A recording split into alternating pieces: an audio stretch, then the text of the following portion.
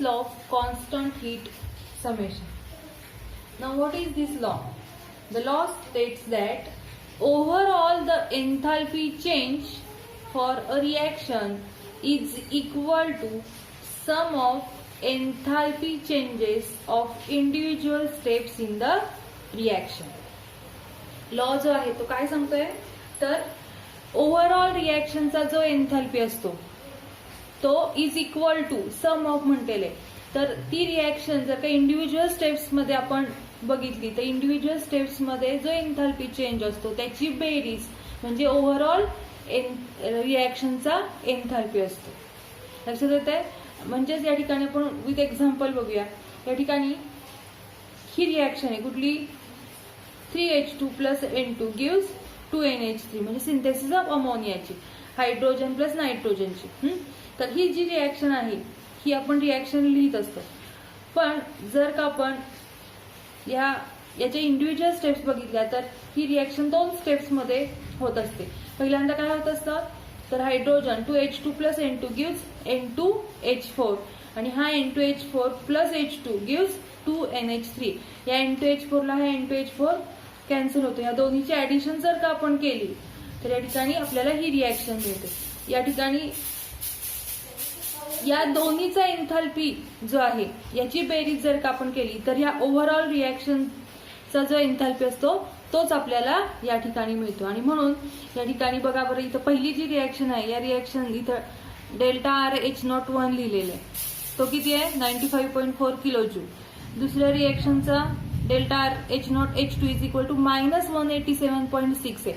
आता या दोन्हीची बेरीज म्हणजे आपण ओव्हरऑल रिएक्शन लिहिलेली आहे 3H2 plus N2 gives 2NH3. ज्या वेळेला आपण या दोन्हीची बेरीज करतो त्यावेळेला एन्थॅल्पीची पण बेरीज करायला पाहिजे. आपण थर्मोकेमिस्ट्रीचे रूल्स पाहिले त्याच्यात मध्ये पाहिलेले आपण.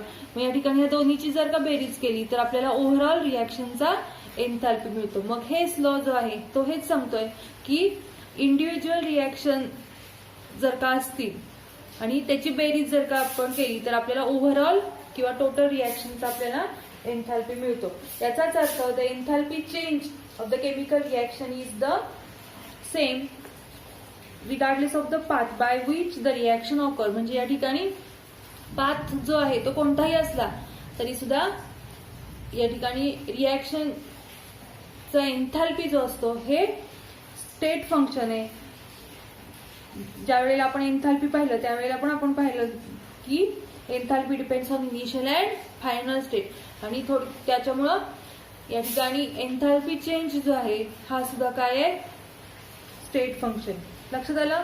तर परीक्षेला बऱ्यापैकी हेच लॉ हा विचारला जातो. हा लक्षात ठेवायचा आहे. हा क्वेश्चन करून ठेवायचा. आता विचारताना असं विचारतात what is state law of Hess law of constant heat summation and what are its application. मग एक ऍप्लिकेशन या ठिकाणी आपल्याला सांगितलेलं आहे. तर या ऍप्लिकेशन मध्ये काय सांगितलेलं आहे तर इट कॅन बी यूज म्हणजेच Hess law can be use to calculate the enthalpy change for the reaction which there enthalpies are not known experimentally. ज्या रिएक्शनचा एन्थॅल्पी आपल्याला एक्सपेरिमेंटली कॅल्क्युलेट करता येत नाही अशा रिएक्शनचा पण एन्थॅल्पी आपण या हेस लॉ वरून आपण काढू शकतो. लक्षात येत आहे. कारण की प्रत्येक रिएक्शनचा एन्थॅल्पी जो आहे तो आपण एक्सपेरिमेंटली कॅल्क्युलेट करू शकत नाही. मग आपण काय करू शकतो तर या ठिकाणी कॉम्बिनेशन करून किंवा हेस लॉ अप्लाय करून आपण त्याचा एन्थॅल्पी चेंज काढू शकतो. लक्षात आलं. तर हेस लॉ आणि त्याचं हे ऍप्लिकेशन. नेक्स्ट पॉइंट आहे एनर्जी अँड स्पॉन्टॅनिटी. तर स्पॉन्टॅनियस म्हणजे काय स्पॉन्टॅनियस प्रोसेस म्हणजे काय तर ऑल नॅचरल प्रोसेस ज्या असतात तर त्या स्पॉन्टॅनियस प्रोसेस असतात. They do not require any external influence of their occurrence.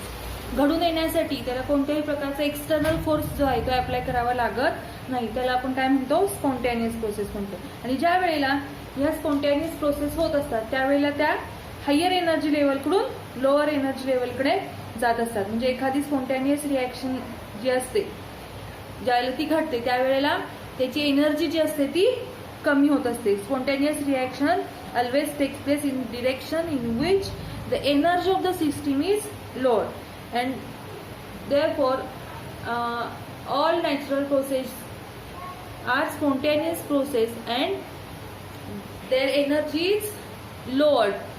Example जर का आपण बघितलं तर नॅचरल प्रोसेस किंवा स्पॉन्टेनियस प्रोसेस म्हणजे काय, तर या ठिकाणी जर का आपण धबधबा बघितला म्हणजे वॉटरफॉल बघितला तर वॉटरफॉल जो आहे flows from higher level to lower level. This process is spontaneous process. किंवा आईस जे आहे बर्फ, ice melt spontaneously about 0 degree Celsius. त्याच्यानंतर आपण चहा कॉफी काही घ्या, तो जर का आपण या ठिकाणी तसाच ठेवला रूम टेम्परेचरला तर तो थोड्या वेळानं काय होतो, या ठिकाणी थंड होतो. म्हणजे स्पॉन्टेनियस प्रोसेस आहे की हॉट गरम चहा असतो तो थंड होतो म्हणजे त्याची एनर्जी कमी होत असते. तर या सगळ्या ज्या प्रोसेस आहेत या कशा आहेत, स्पॉन्टेनियस प्रोसेस आहे.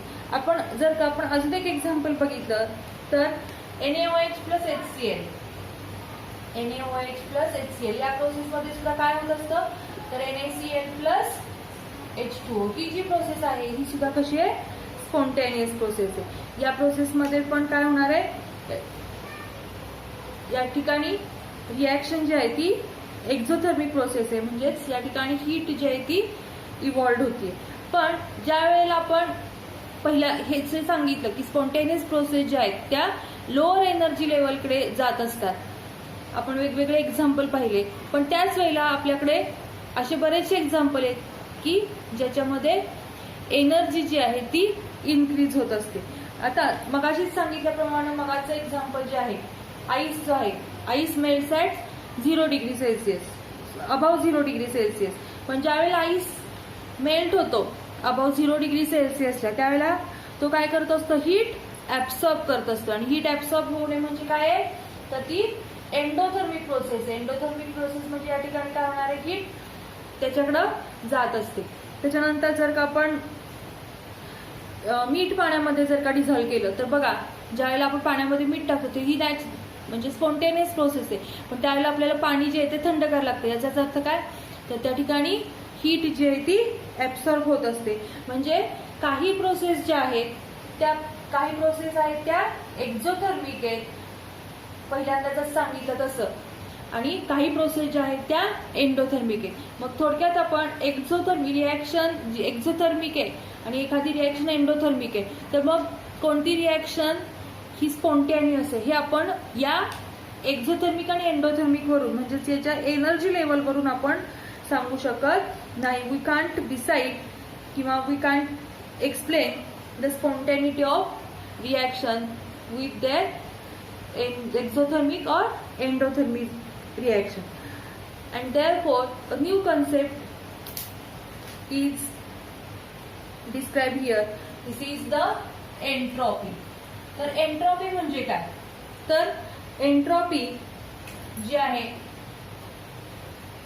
ती एंट्रॉपी आपण S न डिनोट करतो.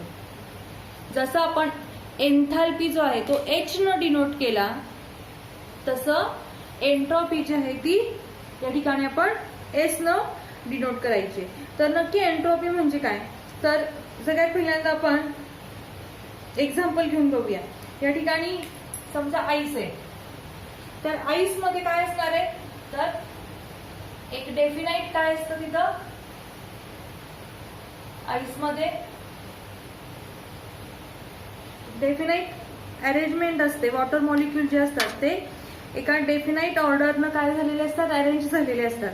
आणि त्याच्यामुळं इन सॉलिड स्टेट ज्यावेळेला आईस असतो त्यावेळेला तो कसा असतो, डेफिनाइट ऑर्डरनं अरेंज झालेला असतो. पण ज्यावेळेला आईस मेल्ट होतो म्हणजे जर का आपल्याला या ठिकाणी आपण लिक्विड वॉटर घेतलं तर या लिक्विड वॉटरमध्ये काय होत असतं, तर हे जे मॉलिक्युल्स आहेत ते मॉलिक्युल्स डेफिनाइट ऑर्डरनं अरेंज झालेले नसतात. त्याची ऑर्डर जी असते ती कोलॅप्स झालेली असते आणि त्याच्यामुळं त्याची जी एंट्रोपी असते थोडक्यात या ठिकाणी ती वाढलेली असते किंवा डिसऑर्डर जी आहे ती वाढलेली असते.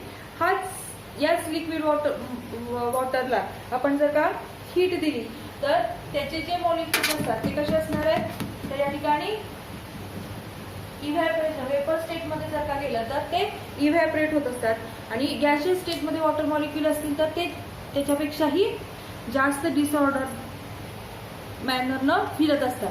म्हणजे थोडक्यात जसं या ठिकाणी आपण जास्त डिसऑर्डरनं जाऊ तसं काय होत असतं, त्याची एन्ट्रॉपी जी आहे ती इन्क्रीज होत असते.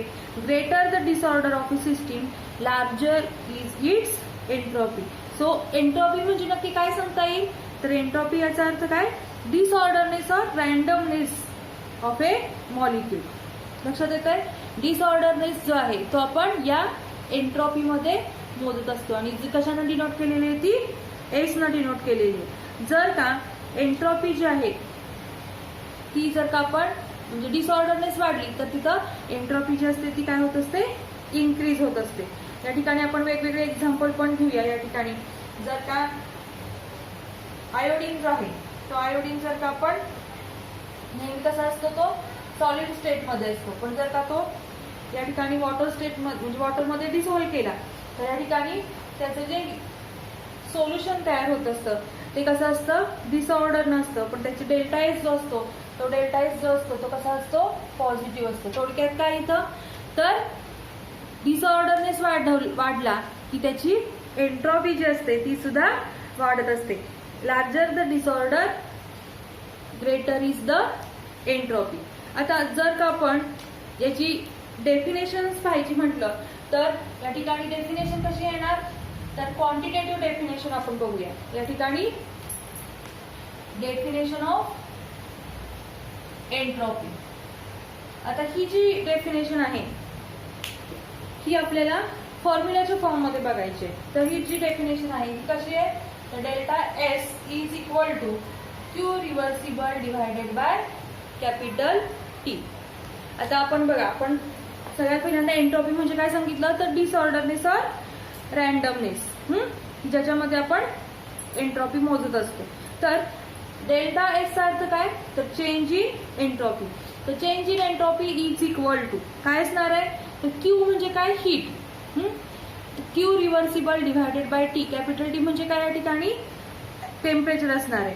मग डेल्टा एस म्हणजे entropy change of a system is equal to amount of heat transferred in a reversible, इथं रिव्हर्सिबल लिहिलेलं आहे, in a reversible manner divided by the temperature in kelvin. आणि टेम्परेचर इन केल्व्हिन दिले म्हणून आपण capital T लिहिलेले, at which the transfer take place. ज्या टेम्परेचरला हीट ट्रान्सफर होते ते टेम्परेचर या ठिकाणी घ्यायचे. तर क्वांटिटेटिव्ह डेफिनेशन काय झाली, तर delta S is equal to Q reversible divided by T. आणि ह्याचं जे युनिट आहे ते काय असणार आहे, तर इथं जूल पर केल्व्हिन, कारण की क्यू हीट जी आहे ती आपण जूल मध्ये मोजत असतो. तर डेल्टा एस युनिट आहे जूल पर केल्व्हिन आणि it depends on initial and final state and therefore it is a state function at not a path function. आता जर का आपण या फॉर्म्युलानुसार बघितलं तर इथं फॉर्म्युला काय सांगतोय, तर delta S is directly proportional to Q reversible and inversely proportional to T. Inversely प्रोपोर्शनलचा अर्थ काय, आता बघा आपण मगाशीच पाहिलं एक्झाम्पल, त्याच्यामध्ये आपण काय सांगितलं होतं, आईसचं एक्झाम्पल दिलेलं होतं. मग जर का पाणी आपण म्हणजे हीट करायला ठेवलं तर सगळ्यात पहिल्यांदा आपण पाणी ज्या वेळेला घेतो तेव्हा ते शांत असतं, म्हणजे या ठिकाणी त्याची हालचाल, त्याचे मॉलिक्युल्स जे आहेत ते मायग्रेट होत नाही. पण जसजशी आपण हीट इन्क्रीज करू, जसजशी हीट देऊ तसं काय होणार आहे, त्याची मुवमेंट होणार आहे. मग टेम्परेचर वाढवलं की मुवमेंट वाढणार आणि एन्ट्रॉपी वाढणार. म्हणजे टेम्परेचर इथं काय सांगतंय, टेम्परेचर वाढलं की एन्ट्रॉपी वाढते, याचा अर्थ डायरेक्टली प्रोपोर्शनल आहे. पण आपला फॉर्म्युला काय सांगतोय, इट इज इनव्हर्सली प्रोपोर्शनल आहे. मग नेमकं काय, याचा अर्थ काय, delta S is equal to Q reversible divided by T. त्याच्यामध्ये टी जो आहे, हो टी काय सांगतोय, तर एन्ट्रॉपी जी आहे ती इनव्हर्सली प्रोपोर्शनल आहे, म्हणजे टेम्परेचर आणि डेल्टा एस यांच्यामध्ये इनव्हर्सली प्रोपोर्शनल आहे. तर असं का, तर आधी पहिल्यांदा क्यू रिव्हर्सिबलचं बघूया. क्यू रिव्हर्सिबल म्हणजे इट इज डायरेक्टली प्रोपोर्शनल सांगते. When heat is added to a system the molecular motion काय होत असते, इन्क्रीज होत असते, त्याची कायनेटिक एनर्जी वाढत असते आणि त्याच्यामुळे कायनेटिक एनर्जी वाढली की डिसऑर्डर वाढते, डिसऑर्डर वाढली की एन्ट्रॉपी काय होते, आपोआपच इन्क्रीज होत असते. आणि म्हणून आपण काय सांगितलेलं आहे, it is proportional to Q reversible. लक्षात येत आहे, हीट सप्लाय केली की त्याची कायनेटिक एनर्जी वाढते, डिसऑर्डर वाढते, म्हणजेच एंट्रॉपी वाढते. कारण की एंट्रॉपीचा अर्थच काय आहे, रॅन्डमनेस और डिसऑर्डरनेस. तर डेल्टा एस आणि टी यांच्यामध्ये इन्व्हर्सली प्रोपोर्शनल आहे, ते कसं काय हे आपल्याला बघायचं. तर जर का सर्टन अमाऊंट ऑफ हीट आपण जर का सप्लाय केली सिस्टीमला ॲट हायर टेम्परेचरला जर का आपण सिस्टीमला या ठिकाणी टेम्परेचर काय करायचंय, हायर टेम्परेचर घ्यायचंय. आणि हायर टेम्परेचरला जर का आपण हीट सप्लाय केली आणि त्यावेळेला त्याची डिसऑर्डर बघितली आणि जेवढी हीट आपण दिलेली आहे तेवढीच हीट आपण लोअर टेम्परेचरला जर का दिली आणि त्याची डिसऑर्डर कितीला वाढली आहे बघितलं, तर आपल्याला काय लक्षात येतं, म्हणजे या ठिकाणी क्यू एवढी हीट काय केली आपण सप्लाय केली आहे आणि इथं पण क्यू एवढी हीट सप्लाय केली आहे. पण सप्लाय करताना एकाचं टेम्परेचर हायर म्हणजे सिस्टीमचं टेम्परेचर हायर आहे आणि इथं काय आहे, त्याच सिस्टीमचं टेम्परेचर जे लोअर आहे. पण ज्यावेळेला लोअर टेम्परेचर असताना ज्यावेळेला आपण हीट सप्लाय करतो त्यावेळेला ती जी आहे ती डिसऑर्डर जी आहे ती काय असते, या ठिकाणी कन्सिडरेबल असते. आणि ज्या वेळेला हायर टेम्परेचरला आपण हीट सप्लाय करतो त्यावेळेला ती तितक्या प्रमाणात इन्क्रीज होत नाही. म्हणजे फॉर एक्झाम्पल या ठिकाणी आपण एक एक्झाम्पल बघूया. जर का रेल्वे स्टेशनवरती काय असतं, खूप गोंधळ असतो, म्हणजे गाड्यांचा आवाज असतो, येणारी माणसं बोलत असतात किंवा थोडक्यात तिथं ऑलरेडी नॉईज असतो. पण अशा ठिकाणी जर का एखादा खिळा पडला तर आपल्याला ऐकू येतो का खिळा पडला आहे, नाही येत. किंवा त्याचं जाणवतं का आपल्याला खिळा पडलाय, त्याचा आवाज येतो का, जास्त नाही. पण हेच जर का तोच खिळा जर का लायब्ररीत पडला, लायब्ररीत शांतता असते, जर का तोच खिळा जर का लायब्ररीत पडला तर आपण सगळेजण काय होणार आहे, डिस्टर्ब होणार, आपल्याला खिळा पडलेल्याची जाणीव होणार तिथं. म्हणजे एकच खिळा आहे तो तितक्याच हेनं पडणार आहे, इंटेन्सिटीनं पडणार आहे. पण जर का तो लायब्ररीत पडला तर त्यांचा आवाज आपल्याला ऐकू येतो, पण तोच जर का रेल्वे स्टेशनवरती पडला तर त्याचा आपल्याला आवाज होत नाही. याचाच अर्थ काय, रेल्वे स्टेशनवरती ज्या वेळेला तो खिळा पडतो त्यावेळेला त्याचा कन्सिडरेबल आवाज येणार नाही आपल्याला.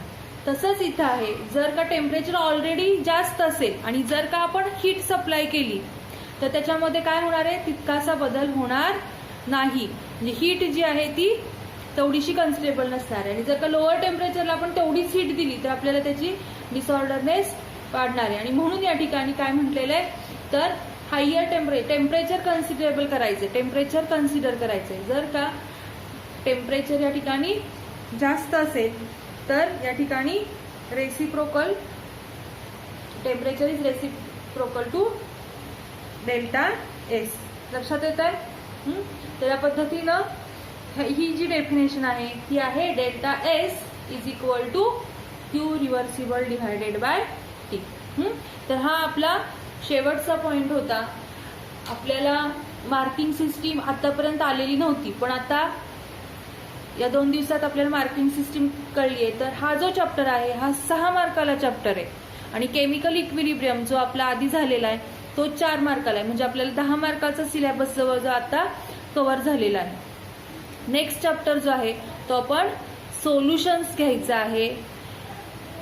या सोल्युशन चॅप्टरच्या नोट्स सगळ्यात सुरुवातीला मी दिलेल्या होत्या, तर ह्या चॅप्टरच्या सुद्धा नोट्स सगळ्यात कंप्लीट झालेल्या आहेत. एकूण 3 चॅप्टरच्या नोट्स आपल्याला मिळालेल्या आहेत आणि नेक्स्ट लेक्चर पासून आपण 3रा चॅप्टर सोल्युशन हा चालू करणार आहोत. लक्षात आलं, डेफिनेशन लक्षात आली.